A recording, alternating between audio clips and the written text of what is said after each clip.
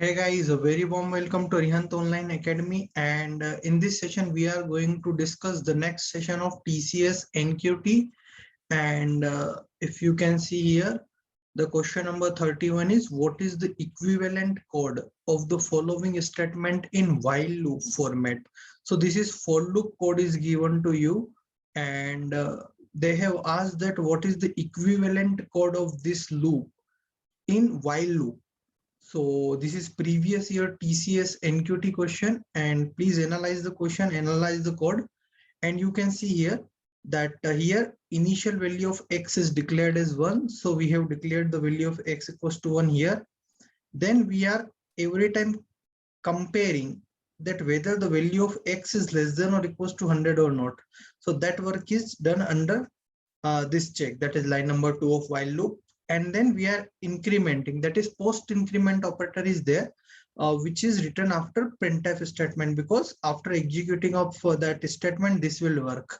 So this is the equivalent code of this for loop. So such kind of questions you can expect in TCS NQT for upcoming exams, and previous questions from 1 to 30 we have already discussed in our previous sessions, whose playlist name is TCS NQT and placement preparation session, so you can watch them as well. So the next one is important, that you can get in your hands-on experience session like that, or you can also get in MCQ type, depends on the code that they will give the 4 blocks of code to you, and you need to recognize that which block of code is correct for that. So question number 32 here is, write a loop statement that will show the following output. So this is 1, 1, 2, 1, 2, 3, 1, 2, 3, 4, 1, 2, 3, 4, 5. You need to write a program in loop statement. You will also get some patterns like star, double star, right? Triple star like that, or 4 star like that, or this one, right? You also need to get the pattern that you need to draw like that, or you may get the pattern like that, right? So all the logics, whatever pattern they will give you, all the logics you can derive with using such logics, right? Suppose they have given you that one or that one or that one, you need to apply some logic. So here, if you will see, our pattern is 1, 1, 2, 1, 2, 3, 1, 2, 3, 4, and 1, 2, 3, 4, 5. So the solution here is we need to take two for loop. We have initialized one for loop as a equals to 1, a is less than equals to 5, because we have 5 rows here, and every time we are incrementing it. And for second loop, what we are doing, we are comparing the value with a.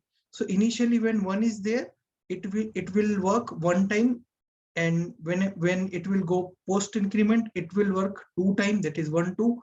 Next time it will compare 3 times, b is less than 1, 2, 3, so it will print 1, 2, 3, because we are printing the value of b here. And if we will put star here, then on the place of 1, 2, 3, 1, 2, 3, 4, star would get printed, right? So this kind of logics you need to keep in your mind. I hope the hint and the code which I have shared with you are clear to you, and you can prepare for this.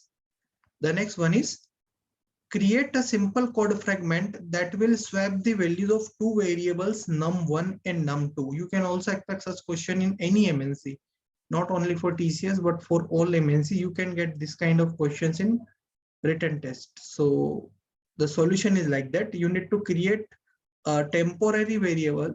You have to initialize it with num1. Then you have to pass the value of num1 with num2, means the value of num2 will be accepted by num1, and then num2 is accepting the value of temp, which is holding the value of num1. So in that manner, with using an extra variable temp, you can swap the values of any two numbers, right? So this is the simple logics you need to keep in your mind while attempting TCS NQT or any MNC. The next one is, what is pointer to pointer? So if you will see, if a pointer variable points to another pointer value, such a situation is known as pointer to pointer, right? If you will see here, int star p1 or star p2, we have one pointer here, another pointer here. Here we have initialized the variable r equals to 10, and p1 is assigning the value of m% r. The address of that variable is holding by p1. And nextly, what we are doing, we are assigning the address of P1 to P2. So here, if you will observe P2, it is a pointer to P1. That is called as a pointer to pointer. So that will help you in NQT, in hands-on experience, if you need to apply such concept there. Also in any kind of technical interview, you will also face such questions. So by watching continuously this kind of lectures, you will step by step improve the logics and coding techniques for the technical interviews. The next question is, write a factorial program which employs recursion. So you can write the factorial program in many ways. But the thing is, in question, it is mentioned that you need to apply the logic of recursion. Recursion is calling a function itself n times. Recursion is calling a function itself. If function is calling itself, it is called as a recursion. So if you will see here, int fact int n, and here we have used the concept of recursion as we are calling fact n minus 1, that is nothing but fact function. So here function is fact and we are calling it again and again until n. So it is a recursion concept. And one more concept we have used here is a ternary operator concept, right? Ternary operator concept we have used here like that. So if the value of n is greater than 1, it will do this part, that is n into fact n minus 1. But if got false, then it will simply prints 1. So that is the thing, that in that manner, you can employ the recursion technique to write a program of factorial. If you need to find any factorial, you can find with that simple logic. The next question here is, what would be the equivalent pointer expression for referring the same element as A, P, Q, R, and S? Here, I think you can easily see that we have four-dimensional array here, four-dimensional array, and we need to express this four-dimensional array with the help of pointer expressions. So what can be the logic for that, right? You may get such question in MCQ pattern for TCS NQT. Four options would be there, and you need to analyze the code, that whether that will help you in achieving the value of this pointer or not, this value of array or not. So if we want to write the equivalent pointer expression for the element of A, P, Q, R, S, then this logic, if you will see here, initially we need to call the first dimension like that A plus P. We need to point here with the star, that is pointer, then plus Q, again one pointer, plus R, again one pointer, plus S, again one pointer. So this is the equivalent code of this element, right? Of this element of four-dimensional array. Suppose you can assume it like now A1, 2, 3, 4 like that. So whatever this expression, it will be a particular value in the 4D array. Na? So in 4D array, suppose it is holding a particular value, let's say 51. So that 51 should also be reflected with the help of this equivalent pointer expression. That is the thing. So I hope that this code is clear to you. Let's go to the next code, question number 37, and it say, consider the following variable declaration and definitions in C. Right, if you will see here, three variable declarations are here: int where underscore 9 equals to 1, int 9 underscore where equals to 2, and int underscore equals to 3. The question here is, which is the correct syntax for variable declaration? Which is the correct syntax for variable declaration? So if you will see the option 1, that is int variable underscore 9 equals to 1, it is the correct syntax. We can use underscore, we can also use integer expression, and we can use such kind of variable expressions like where or like that, right? So no problem, it is the correct expression, but it is not correct expression option number 2. Why? Because here our variable is starting from integer. So if we want to declare any variable declaration, it must start either with underscore or with any alphabet like A, B, C, or in small letters, right? So that is the correct way.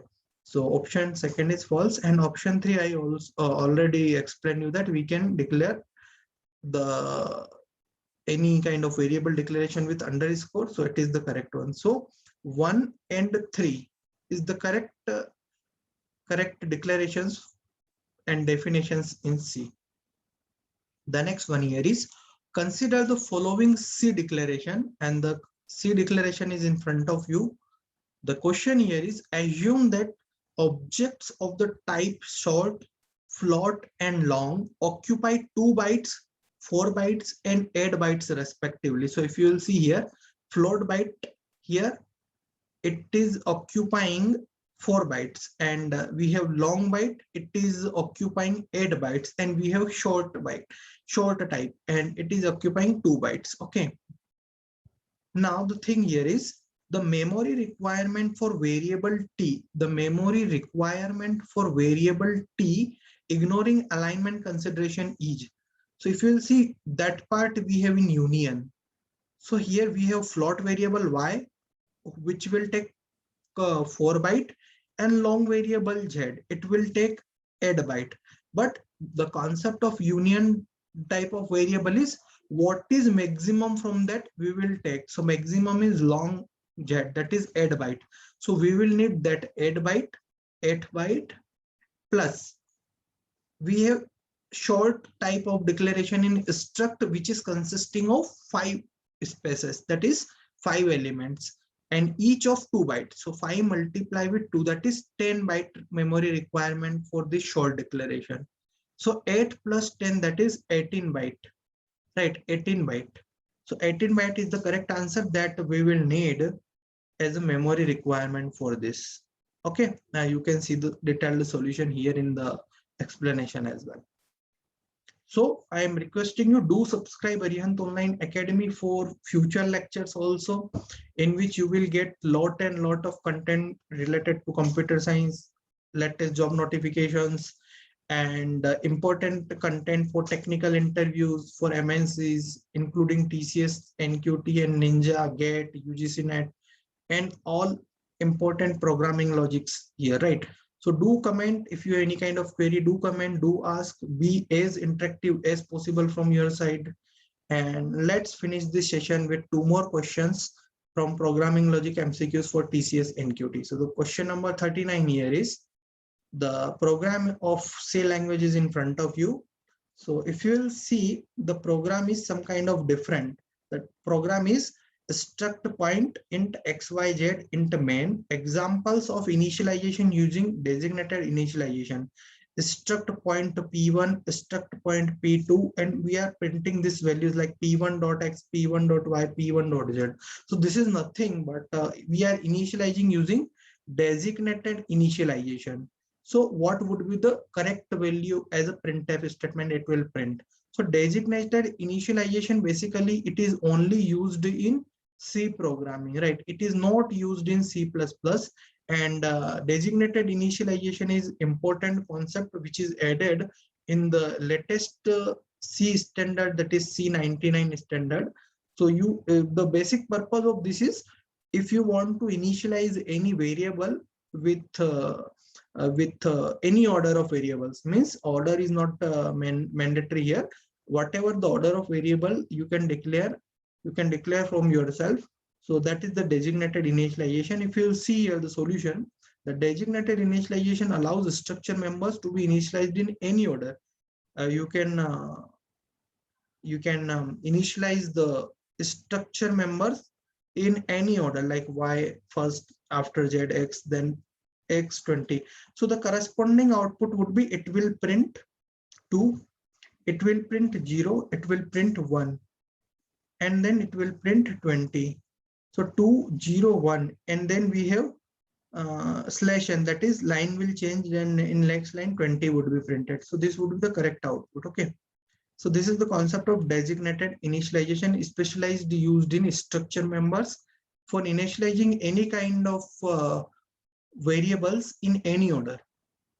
And the last question of this session is, the data type is stored as a 6-bit signed integer. Which of the following cannot be represented by this data type? So if we are declaring 6-bit signed integer, 6-bit signed integer, then the range would be minus 2 to the power 6, that is minus 32 to 31. It will include 0 as well. So this is the range. And in this range, we don't have that 32. So if we are declaring any data type that is stored as a 6-bit signed integer, then we can't represent 32 as a data type of this integer variable. Okay, so option A is the correct answer for this one. So we have discussed 10 questions for programming logic MCQs for TCS NQT, TCS Ninja, and in upcoming section we are going to discuss more and more questions on that. So do subscribe, ask your doubts, and if you have any kind of doubts, you can comment. I will try to resolve them as early as possible. Have a very nice day, guys. Jai Hind, Jai Bharat.